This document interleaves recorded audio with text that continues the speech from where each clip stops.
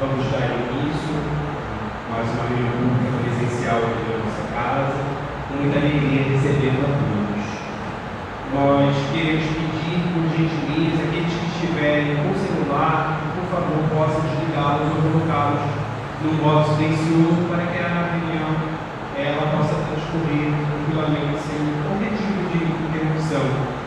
E nós queremos informar que essa reunião pública ela estará sendo gravada, mas a gravação ela vai focar apenas aqui à mesa, dirigente da reunião e expositor que já autorizamos previamente esse uso aí da nossa imagem. Então não vai focar de forma nenhuma. O objetivo é colocar no canal do YouTube da nossa casa, do Centro Espírita Musicalidade de Santa Cruz, para quem quiser rever o estudo, aqueles que não puderam estar aqui, como uma forma de divulgação. Bom, nós vamos fazer a leitura de uma mensagem, nos preparando para a prece de início, do livro Vida Feliz, psicografado por Joana de Ângeles, psicografado por Divaldo Franco pelo Espírito Joana de Ângeles, lição 187. Nestes dias agitados, a angústia caminha com o homem, disfarçada de medo, de ansiedade, de sentimento de culpa. Naturalmente, as pressões a que a pessoa está sujeita respondem por tal situação. A ansiedade pelo prazer exorbitante frustra, os fatores agressivos amedrontam, e a timidez encontra uma forma de levar aos complexos de autopunição. Afasta da mente esses fantasmas responsáveis por males intoleráveis. És filho de Deus, por Ele amado, que te protege e abençoa. Não te afastes das suas leis, e se te enganares, em vez de te entregares a conflitos desnecessários, retorna ao caminho do dever, sem receio algum. Nesse momento, elevemos o pensamento a Jesus em oração. Amado Mestre Jesus, aqui estamos, Senhor, reunidos em teu nome, para mais uma noite de estudo em nossa casa, e que possamos, Mestre amado, termos mentes e corações abertos às lições edificantes da noite de hoje, e que a nossa irmã responsável pelo estudo possa ser amparada por ti, pelos amigos espirituais, falando aos nossos corações, trazendo a mensagem da noite, certamente necessitamos receber. Obrigado por tudo e ser conosco, Senhor, agora no decorrer de toda a nossa reunião. Nós vamos partir para o momento principal da nossa reunião, que é o nosso estudo, nossa palestra. Hoje é na responsabilidade da nossa querida irmã Leila Jussara dos Santos, que é trabalhadora aqui da nossa casa, do próprio CELC, e nós estamos encerrando o mês da educação espírita, que foi todo esse mês de janeiro, e hoje o tema será Juventude Atual e a Importância da Educação Religiosa.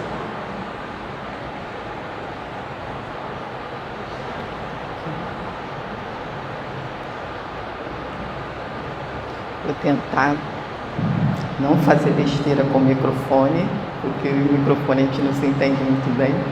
Boa noite a todos. Estamos muito alegres, né, de ver a nossa casa com as portas abertas novamente. Estamos tentando devagarzinho, né, gradativamente retomar as nossas atividades, mas com a total certeza de que o amparo da espiritualidade não faltou nunca, né? Então, gratidão a Deus e aos dirigentes da casa, né, que nos dão essa oportunidade de nos debruçarmos um pouquinho mais dos ensinos da nossa doutrina, para a gente aprender cada vez mais um pouco, né? Então, como o Alexandre falou, a gente está encerrando o mês da educação espírita e hoje nós vamos falar focado um pouquinho na nossa juventude. Então, por isso o tema Juventude Atual e a importância da educação religiosa. Pode passar para mim, por favor, Érica? A gente não tem um consenso sobre a faixa etária certinha com relação ao período de juventude, mas a gente tenta encaixar didaticamente só para uma questão de entendimento, mas isso não é um conceito fechado. Então, denomina-se jovem, né, a pessoa que se encontra em um período inicial de seu desenvolvimento orgânico. O termo provém do latim juventus, para referir a idade situada entre a infância e a idade adulta. E essa fase entre a infância e a idade adulta, eles chamam também de puberdade, como diz o seguinte, ó.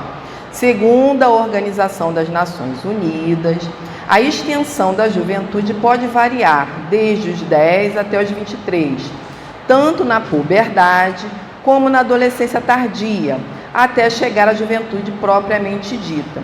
Então aí a gente vai ver alguns estatutos. A gente tem o Estatuto da Criança e do Adolescente, a gente tem o Estatuto da Juventude, que foi criado em 2013 no governo Dilma, né? E segundo o Estatuto da Juventude, jovem era caracterizado na faixa etária entre 15 e 24 anos. Mas a gente vê também que juventude pode se caracterizar entre 18 e 29 anos.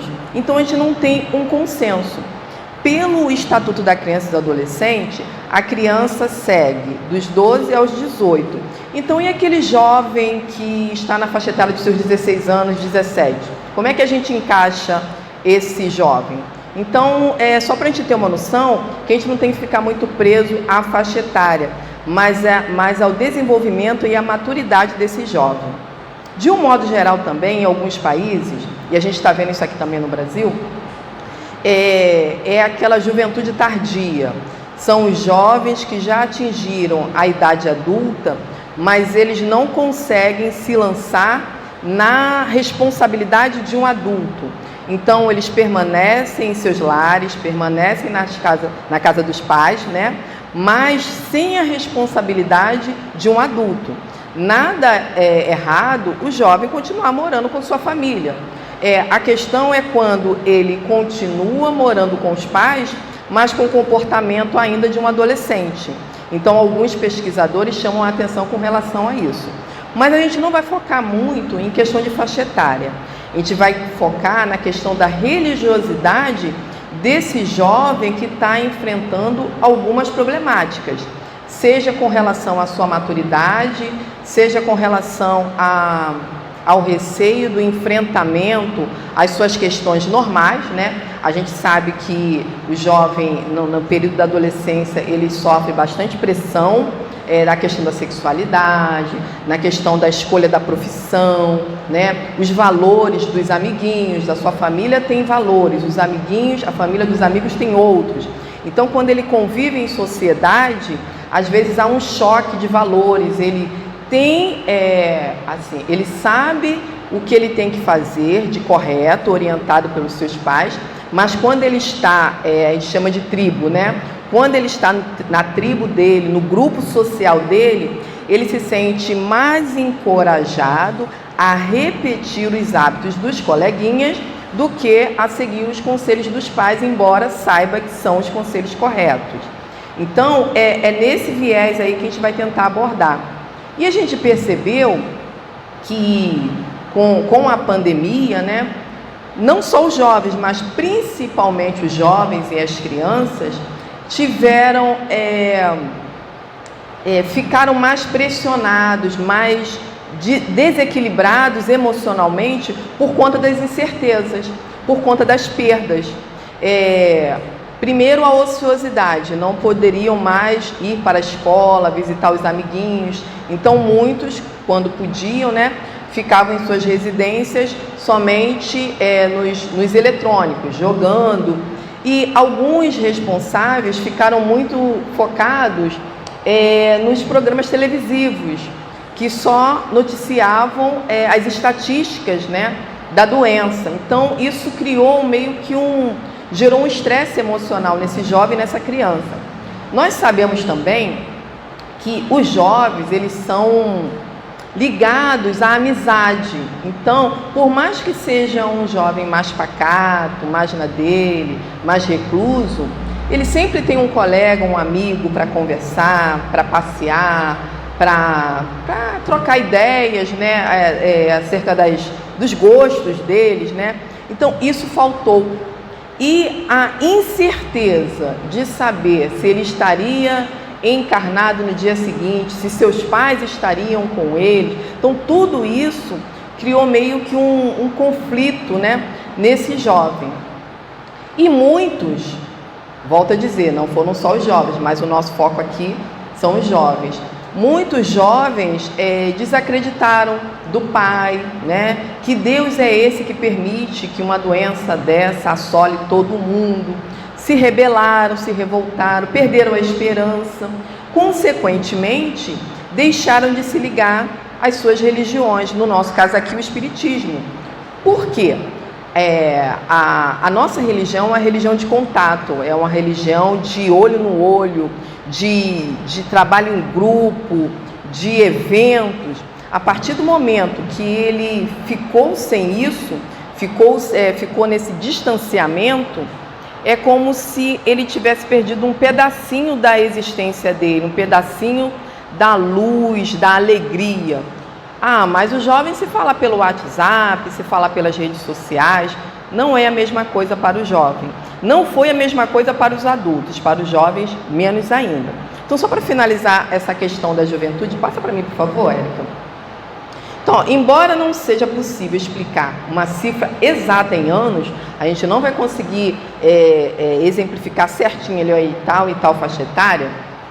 O certo é que o tempo em que uma pessoa se considera jovem tem sido estendida com o passar dos anos devido ao crescimento da expectativa de vida e da possibilidade de alcançar melhores condições de existência como produto do avanço econômico e da medicina. Então a gente pega também muitos adultos já até na fase de maturidade. Quando a gente diz que a gente fica escolhendo palavras, né? Terceira idade, melhor idade, velho, idoso. As pessoas se ofendem. Velho não, eu sou jovem. Porque a gente associa muito a juventude a questão do estado de ânimo, né? Se sentir bem espiritualmente. E é correto, não é errado não. Mas aqui a gente está tratando de uma fase cronológica e biológica do ser, em que ele tem que fazer uma construção, que vulgarmente a gente fala de fazer a sua história. Então, para nós que somos reencarnacionistas, sabemos que a fase da juventude para esse indivíduo é muito importante, porque dependendo das ações, das atitudes, das escolhas que esse jovem fizer naquela faixa etária, naquela faixa de idade, isso pode repercutir muito mal na sua fase madura. Então, isso leva a culpa, leva a remorso, e não é legal, né? A gente quer ter uma existência saudável, sadia, de trabalho no bem, né? Crescendo, evoluindo e aprendendo cada vez mais. De modo que, quanto mais a gente puder auxiliar a esse jovem, a esse adolescente, né? A esse adulto, né? Que está nessa transição de juventude para a fase adulta, melhor para eles, melhor para nós, né? A gente que convive com jovens, sejamos pais, tios, né, padrinhos, é muito triste quando a gente vê um jovem sofrendo, e a gente não pode tomar o sofrimento deles para nós. A gente pode tentar auxiliar, mas a ação tem que ser deles. A gente pode dar o suporte, mas nunca tentar fazer por eles. E dependendo da situação, dependendo do ponto de desespero, de desequilíbrio, de angústia a que esse jovem chegou, mais difícil é essa abordagem, esse tratamento, esse resgate do jovem. Então, o que a gente fez aqui? Toda vez dificilmente eu falo da juventude, normalmente eu falo das crianças, né? mas toda vez que eu venho falar sobre a juventude, eu procuro uma linguagem do próprio jovem. Já teve uma ocasião aqui da gente passar o vídeo da minha nada mole encarnação. E a moça, né, a menina que faz, é da FEB esse vídeo. Ela usa uma linguagem que os próprios jovens usam, né? E hoje eu trouxe a Carol Oliveira. Ela vem falar para nós tudo que nós já sabemos, né, sobre os postulados espíritas, né? Não é esse o nome que dá não, mas veio essa... Fala aí para mim. Os princípios espíritas, né? Os princípios da doutrina espírita. Então a gente sabe que tem a pluralidade das existências, né? A pluralidade dos mundos habitados, né? A gente não acredita que só no planeta Terra que existem espíritos encarnados, né? A gente acredita na imortalidade da alma, acreditamos em Deus.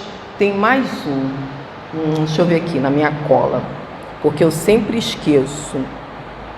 Comunicabilidade com os espíritos. Então, nós sabemos disso, mas essa menina, essa moça, ela procura mostrar para os jovens, de uma visão, de uma forma geral, tudo em que aquele jovem que está iniciando na doutrina espírita, que está estudando, que está num grupo de juventude, em que o espírita acredita, porque nem todos os amigos, né, que são do grupo social deles, são espíritas. E muitos amigos, muitos colegas têm curiosidade de saber no que o espiritismo acredita, o que o espiritismo prega, né? Muitas pessoas ainda confundem com religiões de matriz africana. Então eu acho que o objetivo dela também foi esse, para mostrar. E outra coisa também, algumas pessoas tiram de nós o mérito de nos chamarmos cristãos. Então, se nós acreditamos no Cristo, se nós acreditamos, né? Acreditamos não, sabemos, né? Que Jesus veio à Terra para nos orientar, nos ensinar o amor, né? Trazer o amor de Deus. Então, somos cristãos, sim. Então, a Carol Oliveira, ela fala de uma forma bem jovem, bem jovial, no que o jovem espírita acredita. Aí eu vou pedir o auxílio da nossa companheira Érica. Ela vai cortar o vídeo para mim um pouquinho, para a gente pegar só o que for pertinente ao nosso estudo.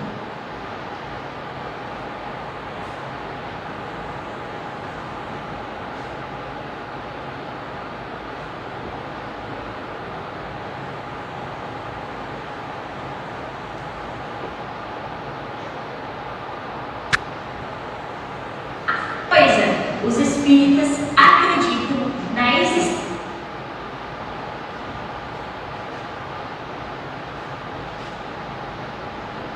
É do canal Meninas Espíritas, quem quiser dar uma Então vamos vasculhada. lá, primeira coisa, os espíritas acreditam na existência de Deus.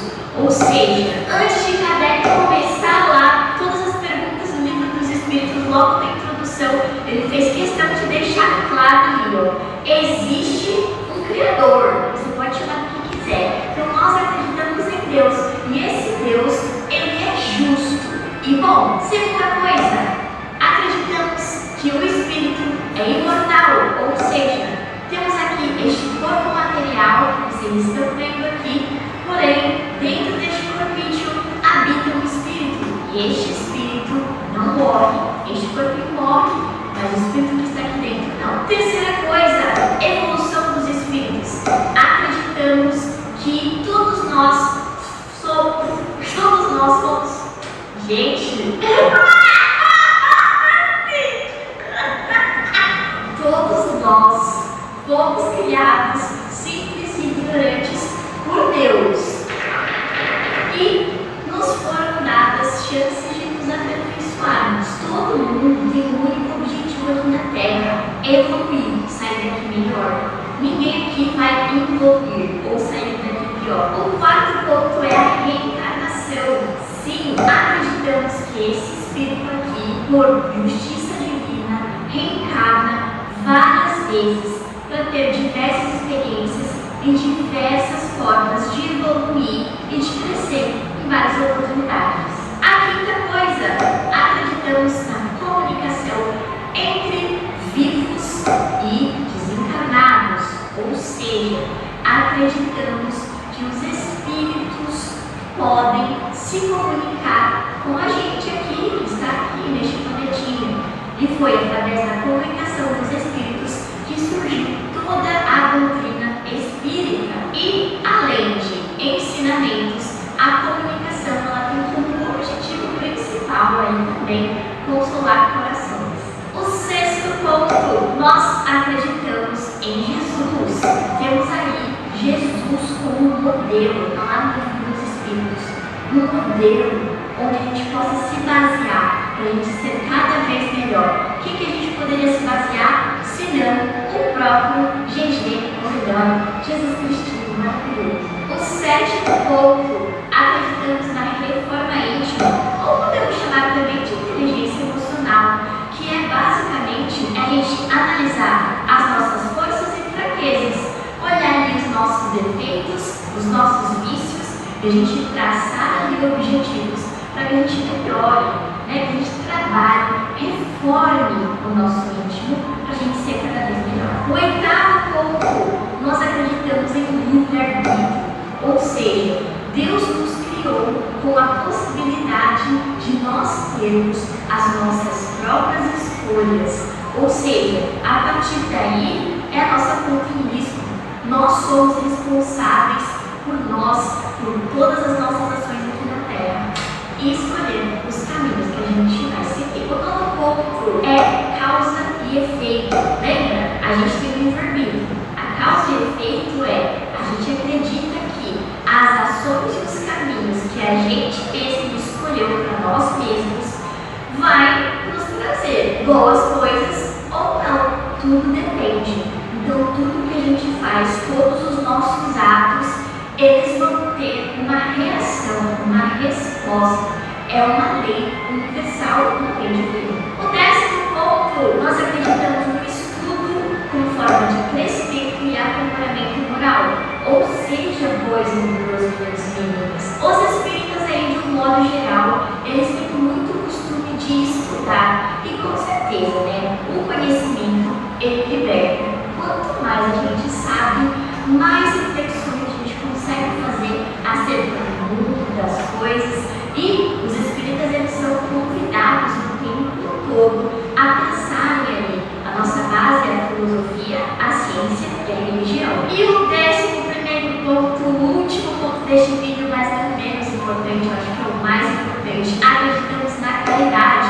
O nosso codificador, Allan Kardec, não falou aí fora do espiritismo numa salvação, mas sim fora da caridade numa salvação. Ou seja, o único objetivo do espírita é se fazer melhor e distribuir essa luz para o mundo através da caridade material, da caridade de pensamento, da caridade de ações, da caridade de sentimentos. Então, o verdadeiro espírita é aquele que a gente consegue ver a transformação do mundo. Eu espero que você tenha gostado do vídeo de hoje. Obrigada, Érica. Então, só as coisas que ela falou ali dava uma outra palestra, né? Mas a gente não vai se ater muito não, mas muito do que eu me prendi mais, que ela falou que o conhecimento liberta. Então, a gente vem de um processo, né, de jovens na casa espírita, embora esteja acontecendo um esvaziamento, não só na doutrina espírita, em várias religiões, né? Os jovens estão gradativamente desistindo de pesquisar, de buscar religião, mas vamos focar nos jovens que estavam na casa espírita. Veio a pandemia. O que houve para que esse jovem ficasse desarmonizado se a gente crer que esse conhecimento liberta? Por que o jovem não estava liberto? Por que nós nos desesperamos nesse período? Se estamos falando de religião, eu não tenho a resposta para isso, mas a gente pode apontar alguns caminhos. Aí eu me lembrei que uma vez até aqui na casa mesmo, a gente fez um estudo sobre religião e religiosidade. Então a gente percebe que o fato de a gente estar ligado a uma religião não é garantia de que a gente tenha êxito em ter um suporte para a gente conseguir enfrentar os embates da vida, as vicissitudes, como a gente vê lá no Evangelho. Se a gente não tiver essa conexão, né, com todos os postulados, com todos os ensinos, com toda a aprendizagem que a gente captou, né, de todo esse tempo nos grupos de estudos, nas palestras, no momento que a gente precisa dar testemunho ou se solidificar, se manter firme e a gente não consegue, é porque tem alguma coisa errada. Porque se a gente crê que Deus é bom e justo, então Ele não está nos castigando, Ele é justo. O problema deve estar da nossa parte para com Ele. Então, em algum momento, a gente se desconectou, né? Então, eu anotei aqui umas coisinhas, porque para eu não esquecer, questão é como se fosse assim, a religião é a forma e o conteúdo, né? E a religiosidade é essa conexão. Então, se a gente ficar muito ligado à forma, então, a forma como eu tenho que me apresentar na casa espírita. Então, eu só vou receber o passe se eu estiver sentadinho de olhinho fechado. O que vai resolver eu sentadinho de olhinho fechado, mas pensando na panela que eu deixei no fogo, pensando que eu não tranquei a porta, pensando que será se meu cachorro voltou? Então, cai na questão do pensamento mais uma vez. É um dos itens que a gente mais estuda na doutrina espírita. É a vigilância e o cuidar dos pensamentos. E o que a gente viu muito continua vendo, que a pandemia não acabou, né? Nesse período pandêmico, a gente meio que deu uma cochilada com os nossos pensamentos. A gente se deixou levar por leituras não edificantes ou ficamos maratonando palestras. Não resolve maratonar palestra se a gente não procura o sentido daquela palestra, se a gente não procura pesquisar um livro que um palestrante indicou. Eu sou assim, rata de livro, o palestrante indicou um livro, eu vou lá e anoto, né? Então, se a gente não procura buscar o fundo daquilo, trazer aquilo para a nossa realidade, então a gente ouviu mais uma palestra, a gente não incorporou aquilo para a nossa realidade, a gente não fez essa conexão. Então, quando a gente precisa se manter harmonizado para não deixar, né, aquelas vibrações ruins tomar conta de nós, a gente não tem suporte. E como é que a gente vai auxiliar o nosso jovem? Aquele jovem que muitas das vezes está trancado no quarto, não quer que ninguém entre, bota a plaquinha na porta e aqui ninguém passa, só passa se eu autorizar. Ou ele fica no mundo dele, né, da informática, os pais trabalham, tem seus afazeres, não pode ficar 24 horas, né, vigiando o jovem. Então fica mais complicado. Então a gente, de repente, uma resposta, pode ser uma das possibilidades, mas ainda assim a gente não tem a resposta concreta. Isso vai muito do foro íntimo de cada um, da realidade de cada família. Nós temos famílias que fazem o culto do Evangelho no lar todos os dias, em determinado horário à noite antes de dormir. Temos famílias que fazem o culto do Evangelho no lar com a família toda uma vez na semana. E temos família que lê o Evangelho de vez em quando, esporadicamente, porque sentiu necessidade. Então, a gente há de convir que a proteção espiritual, quando a gente não valoriza muito essa conexão com o alto, né, com a divindade, ela fica mais fragilizada. Então, para a gente poder lutar espiritualmente, né, falando de religião, contra as tristezas, a depressão, não é impossível, mas fica mais difícil. E aliado a isso, a gente sabe que nem tudo, né, nem todas essas mazelas, essas dificuldades emocionais que os nossos jovens encontram, nem tudo está ligado à religião.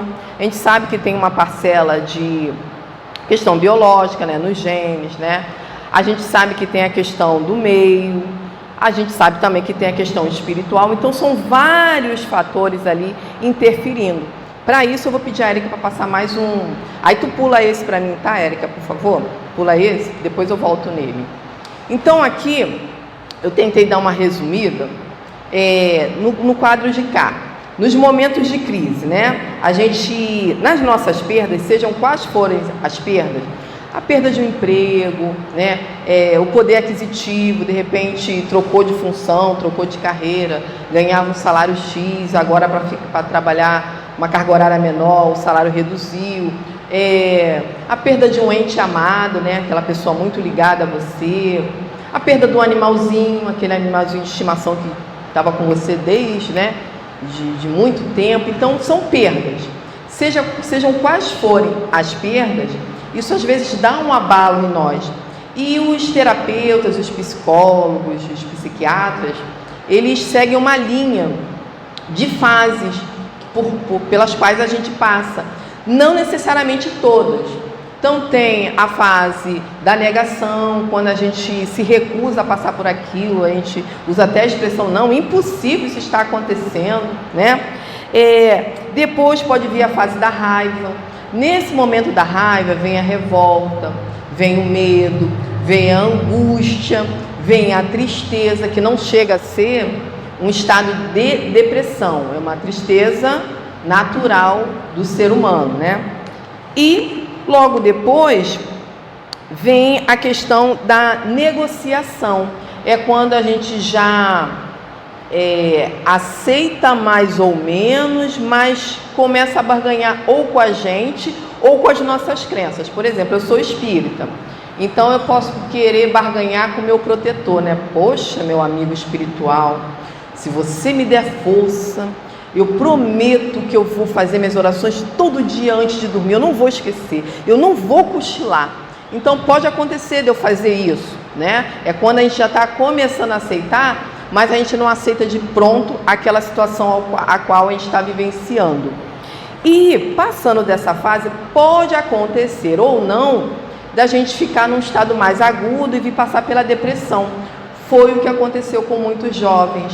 Chegaram na fase de ansiedade, síndrome do pânico, estado depressivo, né? E sem o suporte da religiosidade, porque eles já estavam brigados com Deus ou não tinha esperança suficiente, não chegou ao nível de brigar com o Papai do Céu, mas não tinha esperança. A gente não tem um ditado que diz a esperança é a última que morre, né? Então, quando a gente não tem esperança, é como se a gente tivesse perdido a perspectiva, a gente não vê mais a luz no fim do túnel. Então, por que eu vou lutar se eu não vejo saída para o meu problema? Então, muitos jovens ficaram nessa situação. E a gente viu corrente de oração, né? O coleguinha, ora pelo meu filho, ora pelo meu sobrinho, coloca para prece, porque a situação está difícil. E não tínhamos atendimento presencial de psicólogos. Aí agora, nessa situação, né? Alguns médicos, alguns psicólogos, alguns terapeutas passaram a fazer teleatendimento para dar conta de toda essa demanda de fragilidade emocional que os jovens estavam vivenciando. E crianças também, não só os jovens, crianças de 5, 6 anos também passando por síndrome do pânico. Então, depois de tudo isso, né, pode vir a fase da aceitação. Eu botei a negociação em parênteses, mas pode ser que você nem passe por essa fase da negociação, né? De tentar barganhar consigo próprio ou com as suas crenças, com a sua divindade. Você aceita, mas não é aquele aceitar de, tá tudo bem. É aquele aceitar que a doutrina espírita propõe, resignação. A gente reconhece o problema, eu estou ansiosa, eu estou em tratamento. O médico pediu para eu tomar esse remédio aqui para eu conter minha ansiedade uma vez ao dia. E eu estou fazendo a prece, estou assistindo as palestras, estou tomando passe. Eu vou continuar o meu tratamento com o médico e vou continuar o meu tratamento na casa espiritual. Eu não vou fazer esse ou aquele. O ideal é os dois juntos. E a gente vai caminhando e conversando com esse jovem para poder tentar mudar esse âmbito, né? Só que, se a gente não tiver a humildade na nossa vida para reconhecer a nossa fragilidade, fica mais complicado. A humildade, ela é remédio para tudo. Para o momento de crise, para o momento de tristeza, para o momento de rebeldia, sempre a humildade. Toda vez que a gente deixa o orgulho tomar a frente, a gente acaba ficando mais vulnerável. E a doutrina espírita nos propõe sempre o trabalho no bem, que é a caridade, que a Carol falou lá, a caridade de todas as formas. Ah, mas nós estávamos no distanciamento social, não poderíamos sair. Mas muitas pessoas fizeram muito mesmo à distância, né? Quem podia fez doação por transferência bancária, quem podia colocou numa cestinha, botou no barbantinho e colocou abaixo, quem podia sair visitava o seu vizinho que era idoso, que não podia sair. Cada um fez o que deu, fez o que pôde. Então sempre dá para a gente ser auxiliado e auxiliar. Vai ter dia que eu vou estar precisando de auxílio, mas vai ter dia que eu possa auxiliar. Então, quanto mais nós incentivarmos esse jovem ao auxílio, né, a se lançar em auxílio ao outro, mais facilidade ele vai ter para tirar essa nuvem, né, filosoficamente falando, que ronda esse jovem que está indeciso, está ali numa situação complicada para ele. Ele quer muitas coisas, ele teve muitos sonhos que foram paralisados ou bloqueados, ele não sabe quando vai poder retomar. Então tudo que ele planejou, de repente parou. E aí? Como é que fica? Passei no vestibular, mas nunca pisei na universidade. Consegui um emprego, no mesmo dia que eu consegui, no mês seguinte eu fui demitido. A minha avó que estava comigo mês passado não está mais. Como é que eu convivo com isso? Então, alguns, a gente fala vulgarmente, tira de letra, mas nem todos são assim, né? Cada ser humano é singular, cada um tem uma facilidade ou dificuldade própria para lidar com as situações. Aí, do outro lado, a gente vem naquela questão da vigilância, né? Que a gente sempre, nos grupos, a gente fala da leitura edificante, de procurar bons filmes que tenham um fundo moral, que a gente consiga raciocinar, porque a gente vem de uma doutrina que nos ajuda a pensar, né, a ter senso crítico. Então, na época da pandemia, a gente ficou meio desregrado com o horário.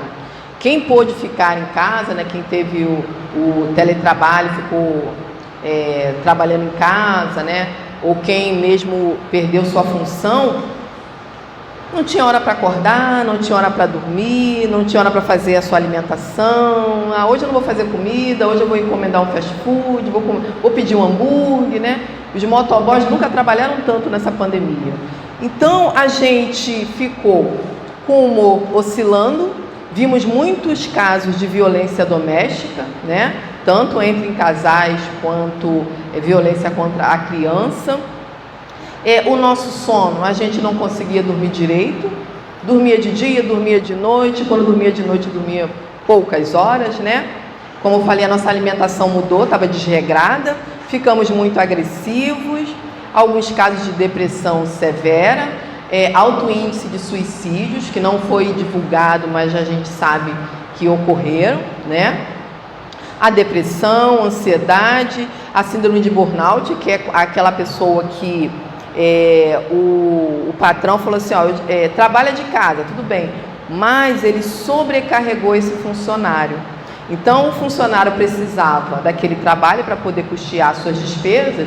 Ele não vai falar para o chefe, olha só, patrão, eu começo a trabalhar às 8, tá? Mas 17 horas eu estou parando. E 19, 20 está chegando e-mail, está chegando mensagem, 23 horas, 1 hora da manhã, e quando é que esse funcionário para?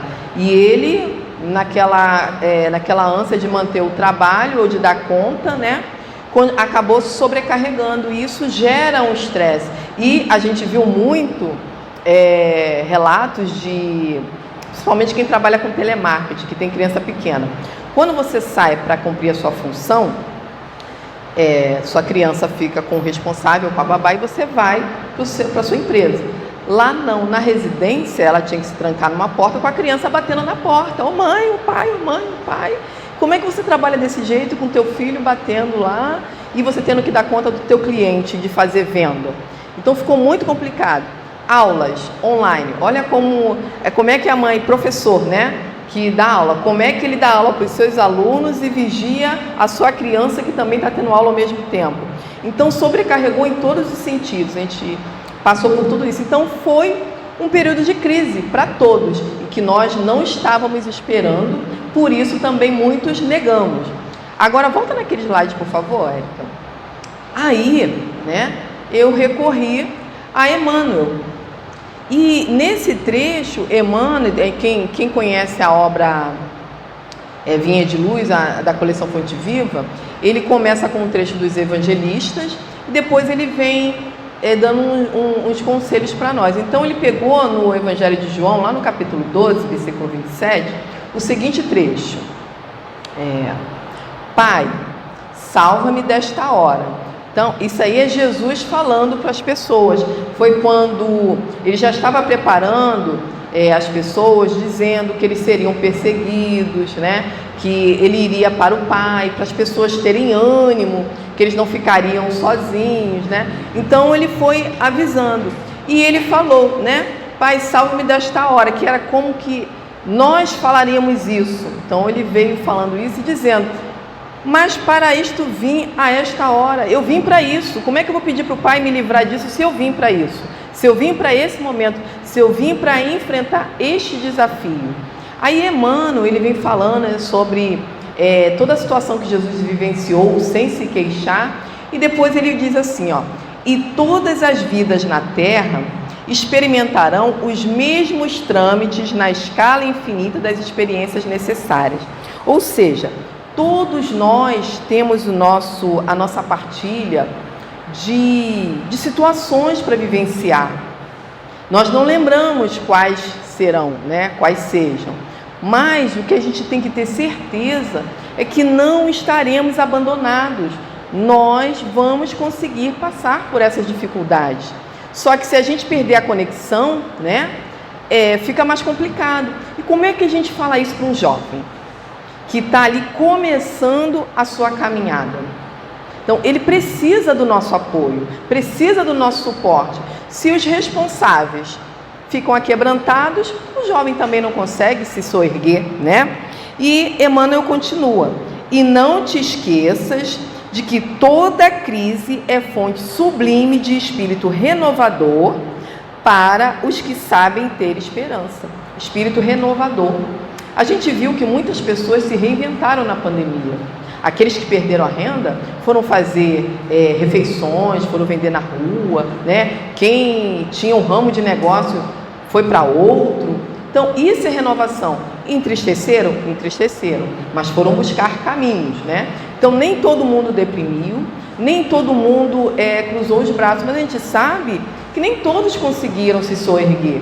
Para isso, a corrente de apoio. Para isso, a fraternidade. E Emmanuel nos convoca a termos esperança. Então, ele diz, ó, é fonte sublime de espírito renovador para os que sabem ter esperança. Estamos sabendo ter esperança? Estamos nos renovando a cada dia? A gente viu que a Carol falou, né, que o nosso propósito de vida é evolução. Então, mesmo que a gente não saiba, por que eu nasci? Já temos uma luz, nascemos para evoluir. Então, a gente vai, cada dia, tentando dar o nosso melhor. Pode passar, por favor, Érica? Aí, precisamos dizer não a tudo que nos aprisiona. Então, se a gente gosta de música, vamos escolher aquelas músicas que nos animam, né? Que nos dá um sentido, que vai nos deixar com ânimo fortalecido, vai trazer uma luz para a gente, né?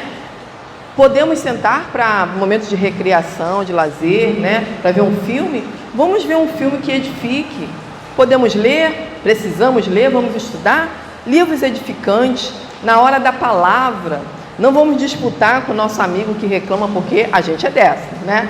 A gente, às vezes, se queixa, somos espíritos imperfeitos, só que quando a gente não percebe isso, a gente reclama daqui, o amiguinho reclama dali, a gente vai, não, mas comigo foi pior, a gente vai cada um disputando para ver quem está pior.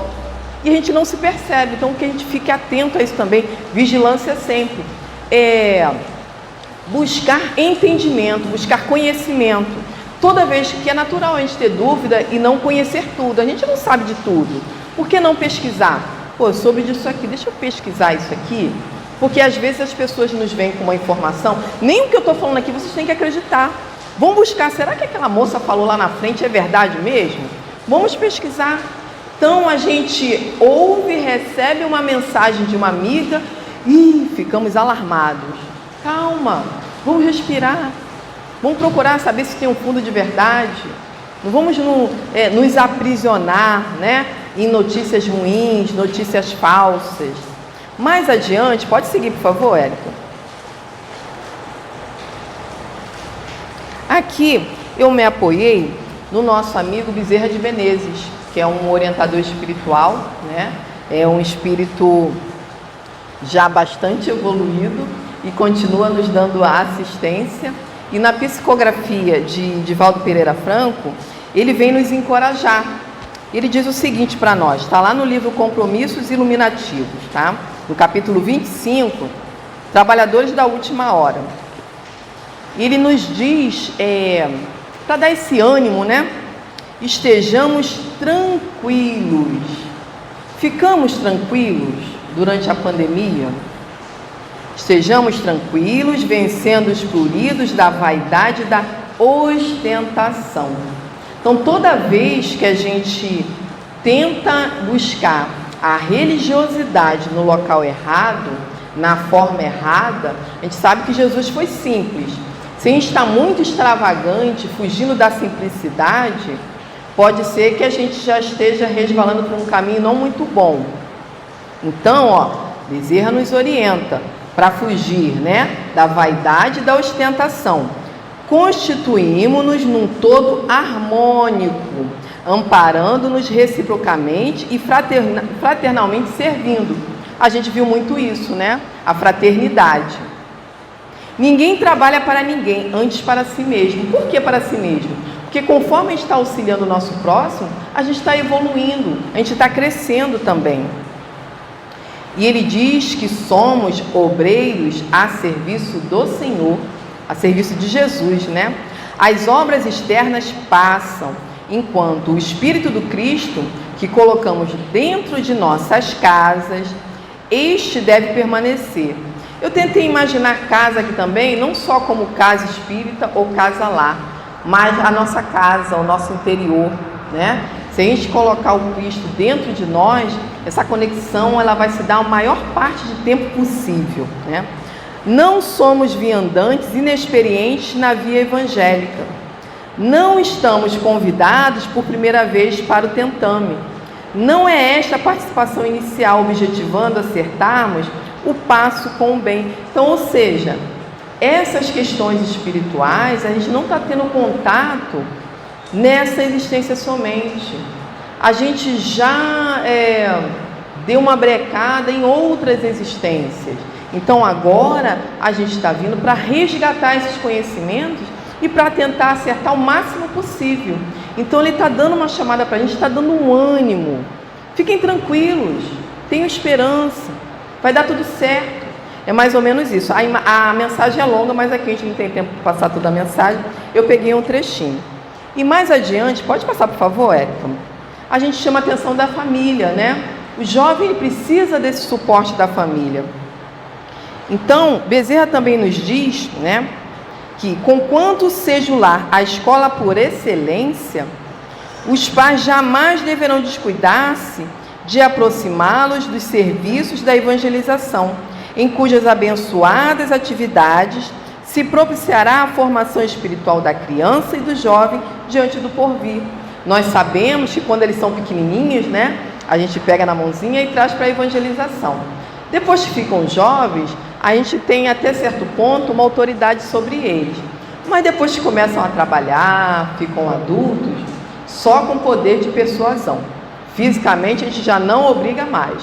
Só conversando, dialogando. Se eles não quiserem vir, não virão. Mas a gente pode continuar sempre dando aquelas luzes, durante o diálogo no lar, né? Orientando. A gente não pode desistir, né? Dos nossos jovens. E no Evangelho segundo o Espiritismo, o Espírito Santo Agostinho vem nos lembrar, né? Inteirai-vos dos vossos deveres e ponde todo o vosso amor em aproximar de Deus essa alma. Tal a missão que vos está confiada e cuja recompensa recebereis, se fielmente a cumprirdes.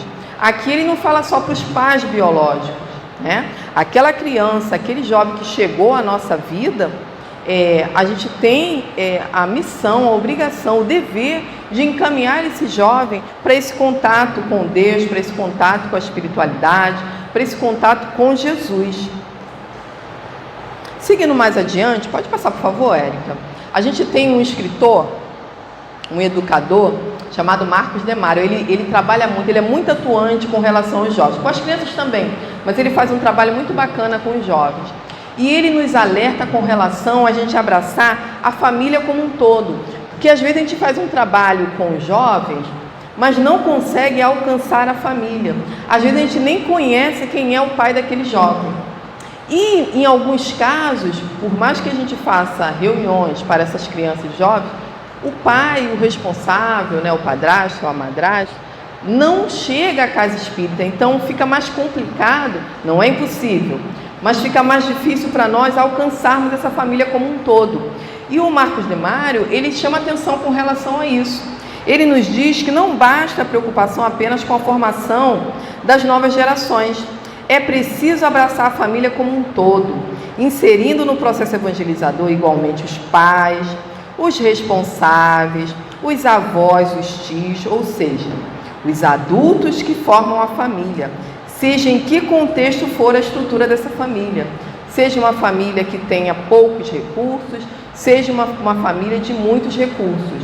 O importante é trazer essa família também para a casa espírita, nem que seja em alguns eventos, para ele perceber o ambiente que o jovem está inserido. Pois o lar é a primeira escola, como nos alertam os amigos espirituais. E um lar sem harmonia, desequilibrado, afastado do Evangelho, terá influência muito grande sobre os filhos, até mais forte que a evangelização espírita. Então, por quê? O jovem está na casa espírita, às vezes, 50 minutos, 1h20, 1h30 no máximo. E quanto tempo ele fica no lar? Então, é mais fácil a gente abraçar essa família para ter a continuidade desse processo de evangelização. Pode passar, por favor, Érica? Aqui, só para lembrar, né, do que Jesus fala para a gente lá no Evangelho de João, no capítulo 16, versículo 33, que ele nos alertou que a gente ia ter tribulação, que a gente ia ter aflição. Então ele nos diz, tenho-vos dito isto para que em mim tenhais paz, no mundo tereis aflições, mas tende bom ânimo, eu venci o mundo. Mas o mundo que Jesus venceu não é só aquele mundo que a gente se reporta lá à época que ele veio ao planeta. Jesus já passou por tudo isso que a gente passa. Ele já vem, a caminhada dele é longa, então ele sabe o que a gente está vivenciando. Então por isso ele tenta nos fortalecer. A gente só não pode esquecer das orientações do Mestre. Então se a gente deixar de lado, se a gente não ficar se energizando, né, fortalecendo com essas palavras, acaba caindo no esquecimento e a gente esquece a nossa origem. Filhos de Deus, irmãos de Jesus, né? O nosso guia. Pode passar, por favor, Érica? Então, aqui também, mais um alerta de Jesus para nós, né? Ele nos recomendou buscar bens que a ferrugem, nem a traça, nem os bandidos consomem. O que a gente estava buscando? Será que a gente estava buscando esses bens espirituais? Ou a gente estava buscando ter, conquistar? Quando a gente se viu aprisionado numa pandemia, o que eu vou conquistar agora? Eu não posso mais ter o meu carrão, não posso mais tirar onda, não posso mais exibir a minha roupa de marca. Acabou a vida para mim. Se eu baseei a minha vida só em coisas materiais, realmente acabou para mim. Agora, se eu sei que eu preciso de coisas materiais para ter uma vida digna no plano físico, a coisa muda de figura. Eu preciso, eu não necessito. Eu não valorizo mais os bens materiais em detrimento dos bens morais. Então eu posso até dar uma baqueada, mas eu não vou cair, porque o meu sentimento está aqui, a minha memória de Deus está aqui. Então eu vou ficar triste em algumas situações, sim, mas eu vou buscar recursos com a espiritualidade e a ajuda vem, o auxílio vem. Então Jesus falou, né? Porque onde estiver o vosso tesouro, aí estará também o vosso coração. Nós temos um evento, que é uma confraternização de jovens, né? A gente chama de Comerge, jovens espíritas, e o tema dessa Comerge esse ano é esse, né? Onde estiver o vosso tesouro, aí estará também o vosso coração. Onde é que a gente está? O que a gente está guardando no nosso coração? Que tesouro é esse que a gente está guardando? São os tesouros dos bens morais, espirituais, ou os bens materiais que a traça corrói, que o bandido rouba, né?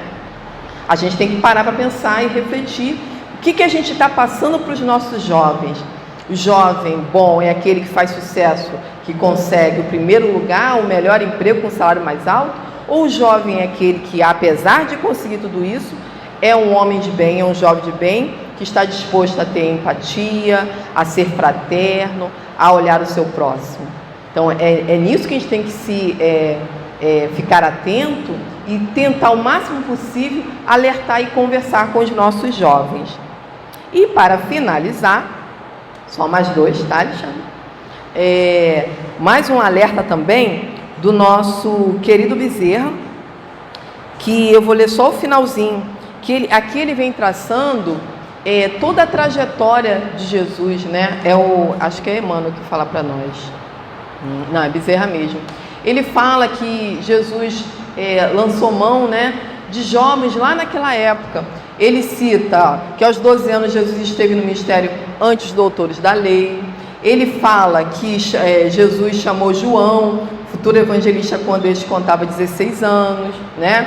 Ele fala que os jovens de hoje estão preparados pelas informações para cumprir o mundo, para construir um mundo melhor da humanidade. Então, o jovem não pode se sentir incapaz. Eles têm subsídios para isso. E nesse trechinho, Bezerra diz para a gente, chama os jovens de filhos, filhos da alma. Avancem no rumo do destino que vos está traçado. Esses jovens que aí estão, eles já vêm com uma incumbência. Só falta eles acreditarem nisso. Eles vão nos dar esse suporte. Eles vão levar adiante essa bandeira do espiritismo, que não é só para os espíritas, é para toda a humanidade, é para auxiliar no progresso da humanidade. Os jovens, todos os jovens de outras religiões e os nossos com a nossa, fazendo essa corrente do bem prosperar. Então ele diz, não revideis mal por mal, nem erro por erro.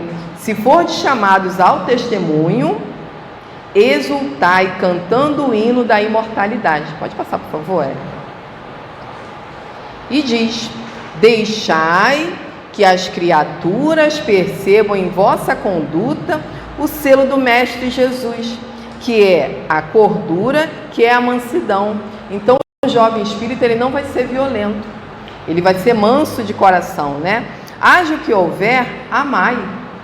Jesus veio ensinar o amor, né? Somente no algodão do amor morrem os petardos do ódio. Confiai em Deus e entregai-vos. Suplicamos ao amorável Mestre que vos abençoe e a todos vos guardem em docíssima paz. O servidor humílimo e paternal que vos abraça, o nosso querido Bezerra de Menezes, e nos desejando muita paz, né, para nós. E a gente finaliza aqui com os sinceros votos de que vocês consigam guardar no coração essa mensagem para os jovens, que a gente tenha paciência com os nossos jovens. A gente sabe, né, que eles acham que sabem tudo da vida. Eu já fui jovem, já tive 18 anos, já tive meus 20, achava que sabia tudo, e hoje eu sei que eu não sabia de quase nada. Mas a gente tem que ter paciência e orientar os jovens mostrar o caminho do Pai, né? A gente também tem que ficar forte, firme, para que a nossa família seja amparada e fortalecida no amor de Jesus. Então, muito obrigada, muita paz, que a gente possa finalizar aqui agora, tá, Alexandre? Devolvendo a palavra ao amigo aqui. Nós agradecemos a nossa irmã Leila pelo estudo, pelas reflexões da noite de hoje, rogando ao Mestre Jesus que possa continuar amparando na realização das suas várias tarefas na seara espírita. Irmãos, por enquanto, por medida de segurança, nós não teremos o passe individual de costume. Em vez disso, faremos o passe coletivo aqui no próprio salão, juntamente com a prece final. Portanto, pedimos aos irmãos que permaneçam sentados em seus lugares.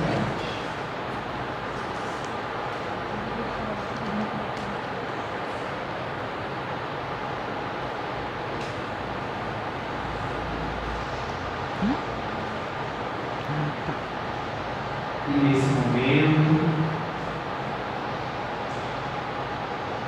com os pensamentos elevados a Jesus, rogamos aos amigos espirituais que possam derramar sobre cada um dos irmãos aqui presentes, encarnado e desencarnado, fluidos salutares que possam fortalecer a fé, o ânimo, a coragem, para que saiam daqui melhores do que quando chegaram, com um propósito firme de seguirem o rumo da evolução, sempre com base nos ensinamentos do nosso amado Mestre Jesus. E assim sendo, Jesus querido, Filho Pastor de nossas almas, só nos resta te agradecer, Senhor, por essa noite abençoada pelo teu amor, pela tua misericórdia. Acompanha-nos, Senhor, no retorno até os nossos lares. Que assim seja, graças a ti, Senhor. Graças a Deus.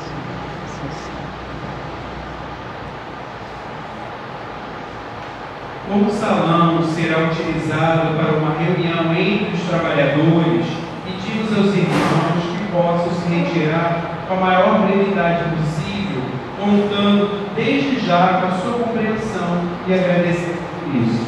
Muita paz.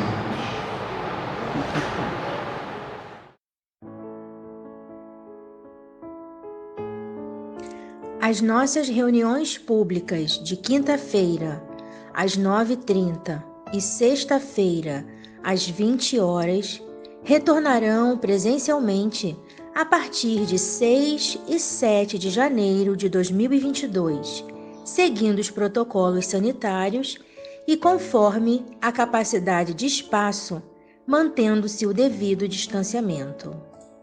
Será obrigatório o uso de máscara para todas as pessoas a partir de 6 anos. Não haverá evangelização infantil, devendo as crianças ficarem sentadas junto com seus responsáveis. Não deverão comparecer pessoas com febre ou quaisquer sintomas de resfriado ou gripe. Sugerimos que as pessoas levem suas garrafinhas de água. Centro Espírita Luz e Caridade de Santa Cruz, Rua General Olímpio, 607, Santa Cruz, Rio de Janeiro, RJ. Telefone: DDD 21 3395 0509.